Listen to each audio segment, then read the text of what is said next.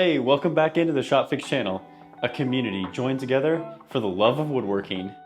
My name is Connor, and I'm super excited to show you this new miter saw station that I just finished up on.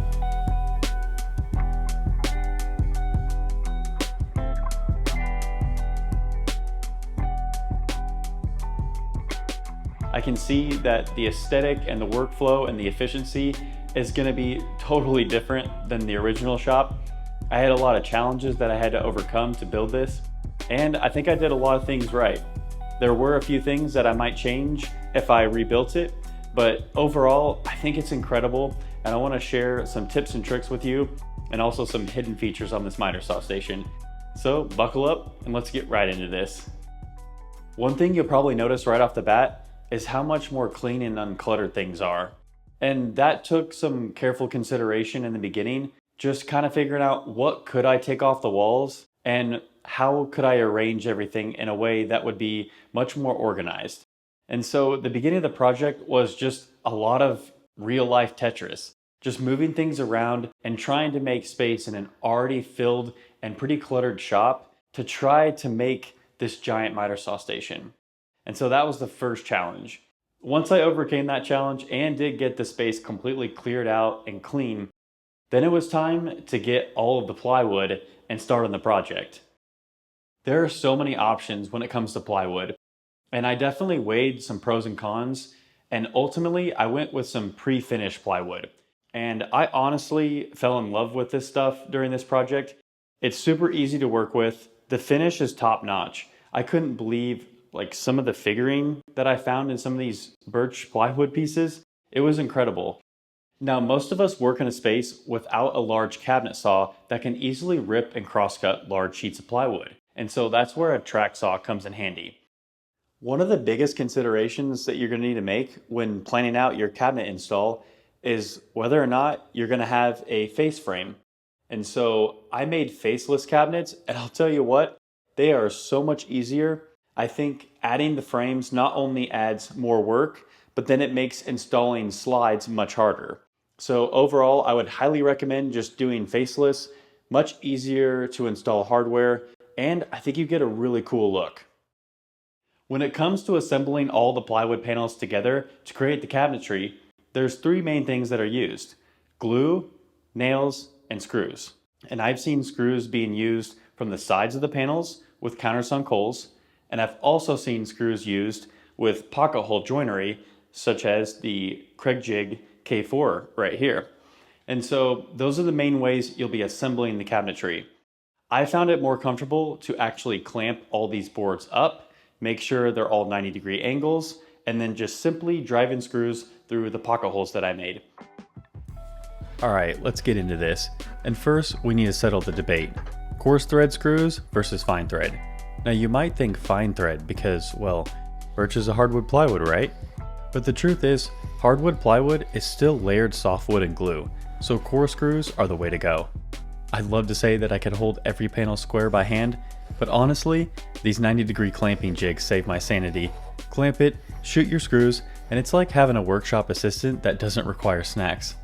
With the sides clamped and square, I moved on to adding the stretchers, the horizontal pieces that'll tie everything together. These are critical for strength and alignment. Just make sure your pocket holes are clean and your placement is consistent.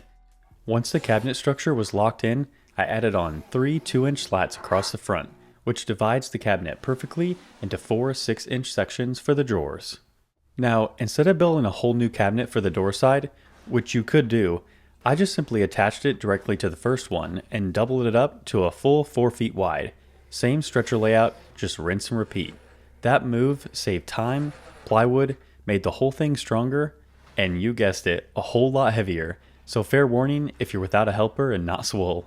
One crucial tip for driving in these screws is to make sure not to use an impact driver, which could drive the screws too far, causing them to come out the side of your cabinet. And also, you'll want to make sure to orientate the pocket holes on the outside faces, so they're invisible when it's all assembled. You'll notice that on the middle panel, I spaced the pocket holes out in such a way that they wouldn't hit each other, which is an important design consideration to keep in mind. After adding on the extra stretcher in the middle for shelf support, I finished the cabinet box by mounting on the shelf. You can always add shelf pin holes instead, But I had no need for adjustable shelving for these base cabinets. With all the stretchers and the shelf attached, we've got ourselves a rock-solid cabinet base, ready to handle drawers, doors, and whatever abuse shop life throws at it. Now let's talk about the part that actually makes this whole thing usable. The drawers of this miter saw station are one of my favorite parts, and I think I did them really well. The drawer slides are able to attach right on the edge of the cabinet because these are faceless, and so I didn't have to do anything else besides put the slide directly on the side of the cabinet and screw it in, and it was really easy to install the slides. It was time consuming, but definitely easy. So I'm using 22-inch full extension drawer slides here, and if installing these stresses you out, you can breathe now. I've got the cheat code, spacer blocks. Forget those fancy slide jigs. They're bulky, finicky, and somehow still require math. Spacer blocks, simple. Cut them to your desired drawer spacing, rest your slides on top, and boom, perfect height every time. You'll want to install the drawer slides back from the edge a bit to make sure the drawer closes tightly onto the cabinet once installed. I repeated this process to install 4 slides down one side. From there, it's as easy as flipping the cabinet and doing the exact same thing on the other side. Spacer blocks, man. Quite heroes of cabinet making. Building cabinets well is one thing. Building cabinets well on a super unlevel surface is a whole nother thing. Literally nothing was level. The wall wasn't level, the floor wasn't level, they weren't at a 90-degree angle. So literally everything had to be adjusted. Now, to do this, I put leveling feet in the front and a cleat in the back that was leveled. And I thought that was a really cool design. I started by installing 3 heavy-duty leveling feet on the bottom of the cabinet. These aren't your average plastic screw and nubs. These bad boys are rated at 330 pounds per leg and adjust from 3 inches to 6 inches high, which means I can get things dead level even if my floor looks like a topographic map. Once the levelers were in, it was time to install the wall cleat, and this part's kind of brilliant. I temporarily screwed a straight board into the wall where I wanted the cabinets to sit, then fired up the laser level. That laser gave me a dead straight reference line, which I then traced by snapping a chalk line. With the chalk line snapped, I removed the board and used my track saw to cut along that angled line. Once cut, I reinstalled the cleat back onto the wall, locking it into the base stud with screws.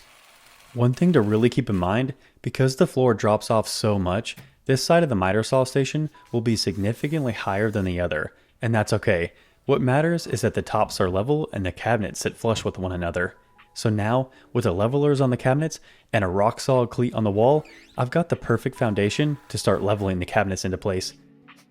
Installing these onto the cleat and then using the levelers was actually way easier than I expected it to be. Then I was able to clamp the 2 adjoining cabinets together and lock them into place with several countersunk screws. This basically created one giant 8-foot cabinet that could be leveled as one solid unit rather than having 4 individual cabinets all bunched up together. Afterwards, I brought over the standalone 4-foot cabinet for the right side and leveled it using the leg levelers and a good old bubble level. Now it's time to begin mounting the whole structure to the wall. Enter Stud Finder. And if you didn't know, they actually make a stud finder that finds the center of the stud and not just the edges, which can be super helpful.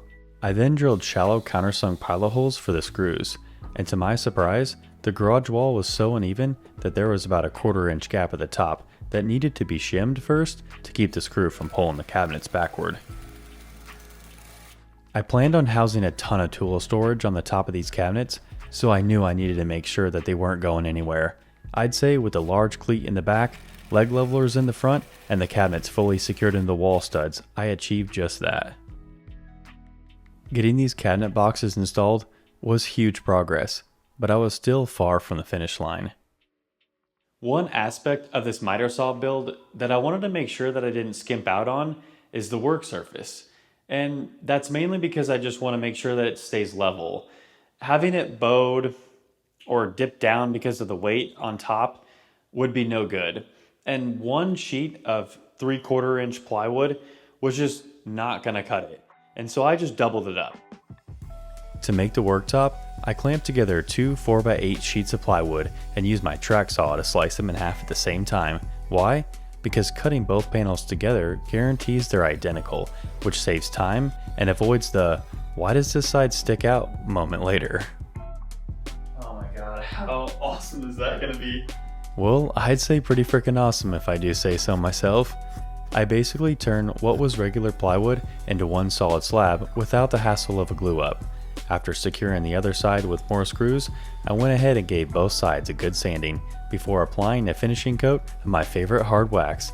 This adds some protection, gives it a buttery smooth feel, and a nice look on this utility grade plywood. To attach the work surface to the top of the cabinetry, I simply used figure 8 fasteners. This was a simple way to attach the tabletop and not have any screw holes exposed at the top. And plus, it does give you some protection against wood movement, although this plywood shouldn't be moving that much anyway. But if it ever does, it's nice to know that the figure 8 fasteners will allow it to expand and contract a little bit and just make sure that everything stays aligned. I think that's what I'd be more worried about than cracks in this plywood, would be that wood movement just kind of moving things out of alignment. I do have a trick up my sleeve though, just in case this thing does get out of alignment due to wood movement or just from regular use. I can actually adjust the miter saw as far as the height, even like I can tilt it from side to side, like raise the left side up, or I can raise the right side up. I could even lower it. So the miter saw station right here has complete freedom and adjustability. Alright, it's finally time for one of the best hidden features of this entire station, the adjustable miter saw platform. I teased it earlier and trust me, it's worth the wait. The key to this setup? 4 bolts. Yep, just 4 bolts give the miter saw full adjustability, so you can dial in the saw height until it's perfectly flush with your cabinet tops.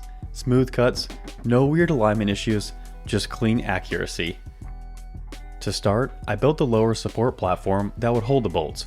It's reinforced underneath with 4-inch wide stretchers for strength and stability, because this saw isn't light, and I don't want it sagging like my energy by Friday.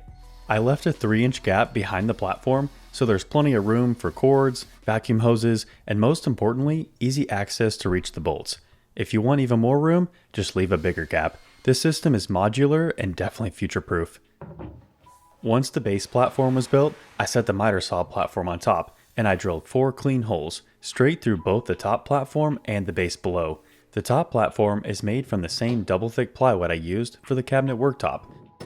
I wanted to use locking washers here, but I found out that they would significantly reduce the accuracy of the micro adjustments. With the bolts installed to the top platform, I then guided them down to the base. The reason I have boards underneath in the very beginning is just to get the platform initially set. From there, it's just a matter of threading on a washer and nut underneath. The top nuts between the platforms act as mini jacks. Spin them up or down to raise or lower each corner until the saw sits flush across the entire run. Once I got the platform in place, I mounted the miter saw with lag screws. This thing is now locked in tight, and thanks to the adjustable bolt system, I can tweak the level at any time. Want to dial it in a 1/64 of an inch? Done. You're in full control with this setup. With everything level and locked in, I've now got a rock solid, fully adjustable miter saw platform that lines up perfectly with the cabinets, making every cut crisp, consistent, and just plain satisfying. These cabinets are looking a little bare, so let's tackle some sweet looking cabinet doors next. When it comes to crafting the perfect doors, there's 2 jigs that you're really going to need.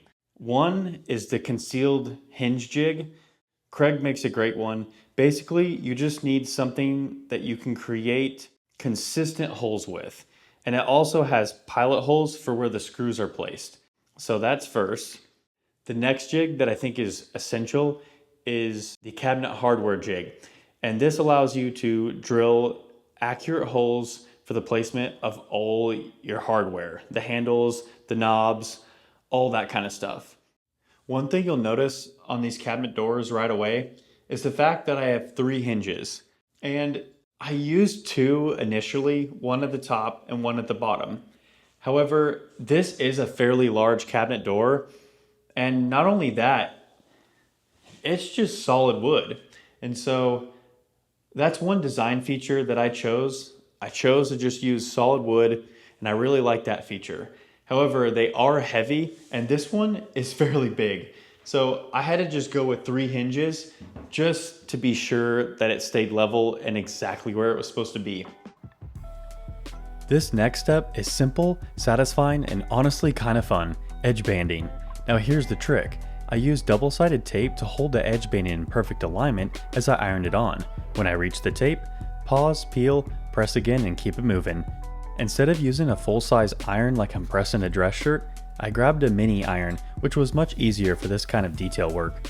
Once it was on, I trimmed the edges using a combination of a razor blade and an edge banding flush trim tool, which was rather satisfying to use. Then I hit it with some sandpaper, added a layer of hard wax, and blended the lighter birch with a little dark walnut Danish oil. Edges clean, grain glowing, and we're just getting warmed up. One of my favorite features of this new miter saw station is gotta be the drawers. I put a lot of time and effort in building these well, and also adding plenty of storage so that I can store everything in my garage and more. Building the drawer boxes is where this whole station really starts to take shape, and this step is equal parts precision and patience. I started by ripping all the drawer parts to size on the table saw. Once they were dimensioned, I dropped in a dado blade to cut the groove that will hold the drawer bottoms. After cutting dados into all the pieces, I raised the blade up to notch out the drawer backs. This lets the bottom panel slide perfectly in and out without interference, which allows the bottom to be replaced later on if it takes a beating. Next, over to the miter saw, where I carefully cut the front and back pieces to final length. This part has to be accurate, off by even a 1/16, and your drawer is either going to be stuck or doing the cha-cha every time you open it. Then comes pocket holes. So many pocket holes.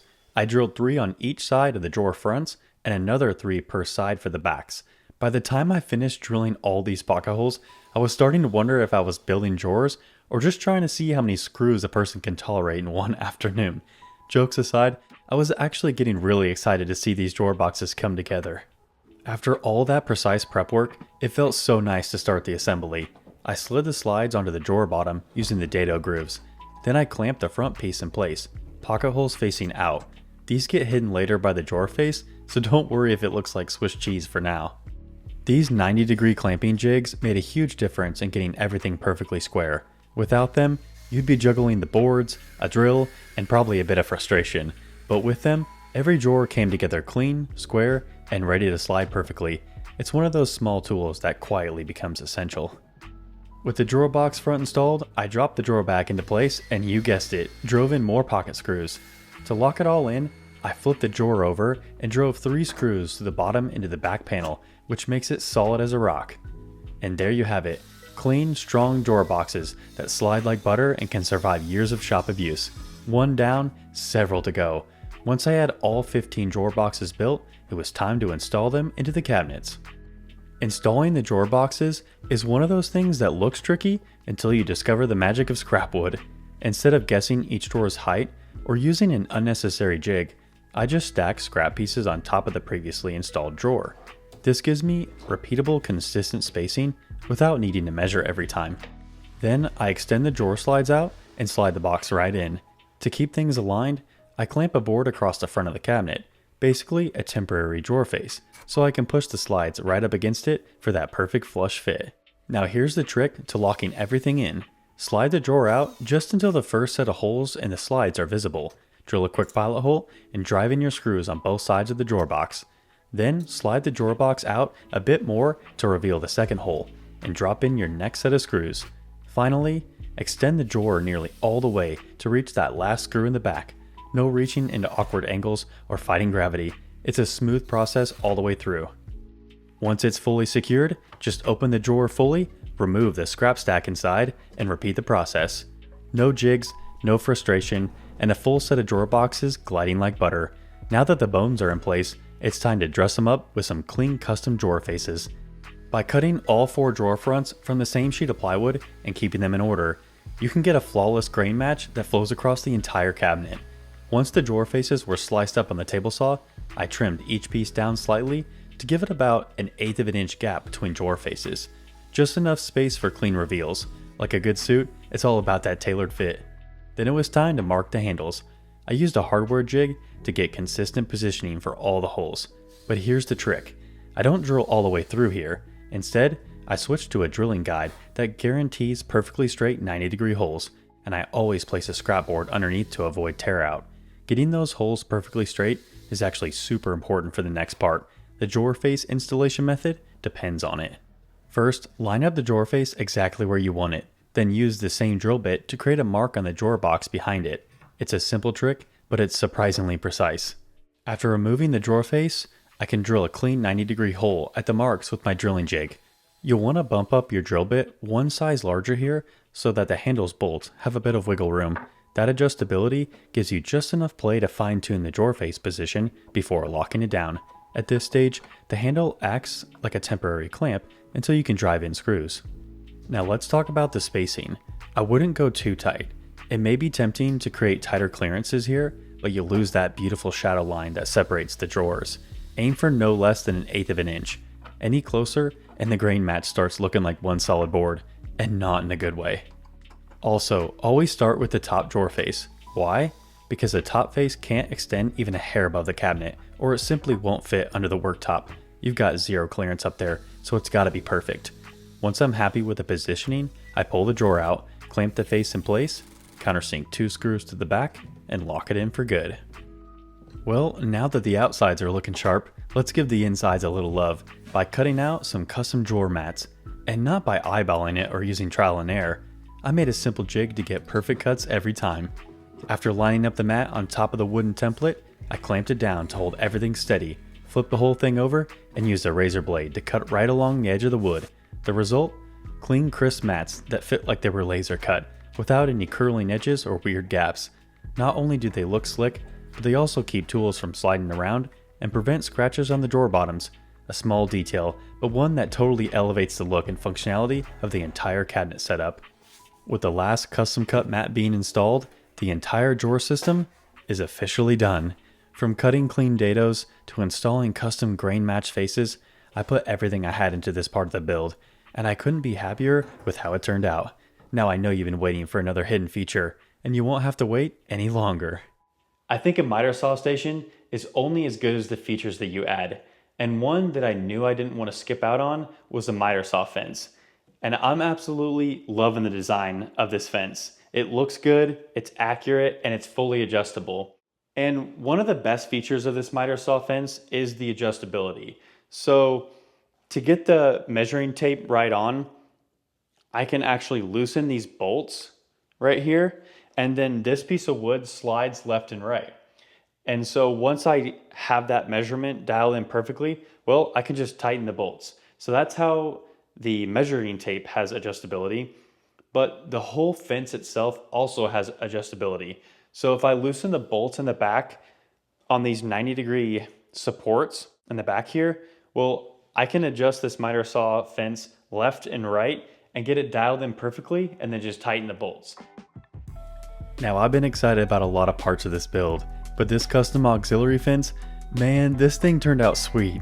To start, I grabbed a 4-foot long aluminum extrusion, the kind that's basically a T-Track's overachieving cousin, and attached 3 90-degree slotted metal brackets to the back. The bolts slide neatly into the channels of the extrusion, and once everything's tightened down, this thing isn't going anywhere. After drilling, I dropped in the mounting bolts and secured the aluminum to the 90-degree supports. Since these are slotted, it gives me that full adjustability front to back. With that secured into place, it was time to mount the plywood face onto the front of the aluminum. I used a 3-inch wide plywood strip that matches the cabinetry for a clean built-in look. I pre-drilled holes to act as recesses for the nuts so they wouldn't sit proud and mess up the functionality of the fence. Then, just like before, I threaded small bolts into the extrusion slots and slid the plywood right onto the aluminum. Once it was in position, I tightened it all up with a handled socket wrench. The trick here is again making sure those nuts sit recessed into the plywood. These can be later loosened to shift the plywood face left or to the right. Then comes the crown jewel of this whole system, the alignment. I brought the 9-foot track saw guide back, pressed it up against the miter saw's fence, and slid the plywood face forward until it made perfect contact. Once the plywood was aligned, I simply tightened the bolts into the worktop. That ensured it was dead in line with the saw's factory fence. No guesswork, no hope and pray measurements, just precision. To enable quick, hassle-free adjustments, I installed prong T-nuts so that I can tighten the bolts without needing to access the underside. To finish this auxiliary fence, I added on a metal measuring tape along the top of the plywood. Here's the beauty. Because the plywood face can shift left and right, the measuring tape can be perfectly dialed in. No more measuring twice and cutting wrong anyway. Now you can just slide on a stop block and slice with total confidence. Seriously, being able to trust your setup every single time, that's what makes this station feel next level. With the fence complete, it's time to raise things up. Literally, let's build the upper cabinet that floats above the miter saw. When designing this miter saw station, I knew that I wanted to include an upper cabinet, but until it was up on the wall, I didn't actually know how much that would change the aesthetic and feel of the whole miter saw station. The main thing that I needed it for was for all my finishes, stains, and glues, and I think it works so well because I have all of my finishes up here, and then I have all my finishing supplies, rags, gloves, brushes, pads, everything, all in this one area, and it makes it so much easier and so much more organized. I really love it. It's sleek and modern, matches the lower cabinets. I'm really loving the look and the usability of the upper cabinet. To get this sweet looking upper cabinet started, I used the table saw to cut all the cabinet panels to size, and then I went ahead and busted out the Craig shelf pin jig to drill evenly spaced pinholes all the way up both sides. If you've never used this jig before, it's worth every penny. Clean, accurate, and repeatable spacing without breaking a sweat. After that, I switched over to the pocket hole jig and added 3 pocket holes into each of the top and bottom panels. I feel like some major excitement kicked in here. As I started clamping things together with the 90-degree jigs and driving in those pocket hole screws, I realized that this was the moment I've been looking forward to for months. After so many steps, cleaning out the old shop, building the base, installing the drawers, and organizing an endless amount of tools and supplies, the dream of getting this cabinet up on the wall was finally happening. The excitement wasn't just about a simple upper cabinet though. Building it meant I was one big step closer to finishing this massive miter saw station. With this in mind, I had all the motivation I needed to sprint towards the finish line and claim a huge woodworking victory for my shop. Once the box was together, I installed 3/4 inch thick plywood backs. No shortcuts here. The back panel is doing a lot of the heavy lifting in wall mounted cabinets, so using anything thinner just isn't worth the risk. I attached it with pocket screws for a clean, strong fit. Next, I prepped the cabinet doors. I used the Craig concealed hinge jig to drill out the holes for my soft close hinges. Again, super easy to use and basically a must-have for projects like this. Then I edge banded the doors, trimmed the edges flush, and gave everything a quick sand to make sure it felt as clean as it looked. And then, finally, it was time to hang the cabinet on the wall. After getting the cabinet positioned, I marked out the studs with a stud finder, drilled pilot holes, and drove in 3 big lag screws at the top and 3 more at the bottom, right to the back and into the studs. This thing is not coming down unless the wall comes with it. With the cabinet mounted, I clipped the doors onto their hinges, and then I installed matching handles to tie it all together. I've got to say, these handles were worth every penny. You know how sometimes the hardware makes or breaks the vibe? Well, these handles totally elevated the whole look. I'm so glad I didn't cheap out here. Every time I open a door, I feel like I made the right call. I grabbed a handful of solid brass shelf pins, set the position, and then I slid the shelves right in, and man, they fit like a glove. But the best part? Getting to load it all up. Finishes, glues, stains, finally everything had a home. With the overhead cabinet finally in place, I could feel the whole space starting to come alive. Now let's keep the momentum rolling by adding on this classic Craftsman drill press. One of the last things that I got to on this project was the drill press station, and it's super awesome. I got the drill press firmly bolted down to the cabinet, and I got all my drill bits right underneath, so I can just grab whatever bit or adapter that I need and chuck it right on and go straight to town drilling. So I love the functionality of this. It's super awesome. I've never had such an efficient drill press station, so this is pretty sweet. First, I got the cabinet in place and fine-tuned the leg levelers until everything was sitting perfectly, level with the floor and flush with the miter saw station. These things really earn their keep when you're trying to nail that clean built-in look across multiple units. With everything lined up, I screwed the cabinet to the one next to it to lock them together as one solid unit. Then I added screws through the back stretcher and into the wall studs to give it that muscle it needs to support the drill press. To reinforce the cabinet top, I added thick pine stretchers underneath. This gives it some real backbone and prevents any sag over time. I also slid in some more custom fitted mats. Gotta keep those tools protected and organized. Then it was time for the drill press itself. I hoisted the huge thing up by hand and then mounted the motor on the back. To position the drill press, I used my 9-foot track saw guide against the miter saw fence to line everything up. This made sure that the drill press didn't stick out past the fence's plane, which is a critical design feature when adding a drill press to a miter saw station.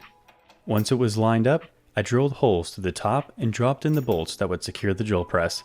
I had to remove the top drawer to reach everything, but once everything was tightened up, the drawer slid right back into place like nothing ever happened. And just like that, the drill press station was complete. It's compact, sturdy, and right where I wanted it. Now it was time for the finishing touches, installing the toe kicks and trimming everything out. As hard as it was to level this cabinet to the uneven floor, it was arguably even harder to create a toe kick to match the space. It was definitely super custom. Every angle and every cut had to be precise and like the right angle to the floor. And so I definitely had to pull some new tricks out of my hat to get that job done, but I got it done.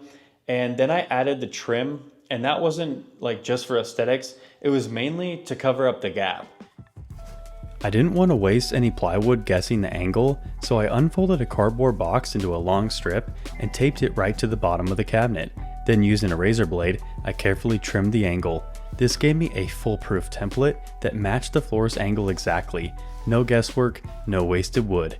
After transferring that cardboard template, I cut it out using my trusty track saw. Now, the moment of truth. Did my cardboard trick actually work? To my surprise, it actually worked incredibly well. This right side was mounted to the extra wood that I added on top of the leg levelers. The left side was a bit more straightforward, but still needed a precision fit. For this side, I used the same cardboard template method to capture the floor's slight slope. Using the track saw guide as a reference for the razor blade made this a breeze. I then carefully taped the template onto the plywood and traced the outline. Using the track saw again, I cut the plywood to match the floor perfectly.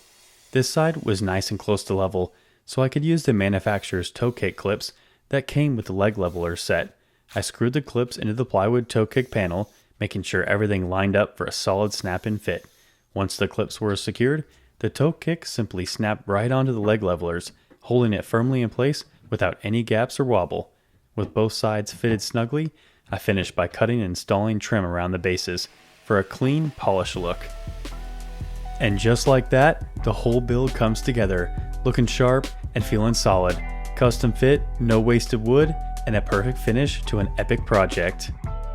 It's hard to even believe this is the same space.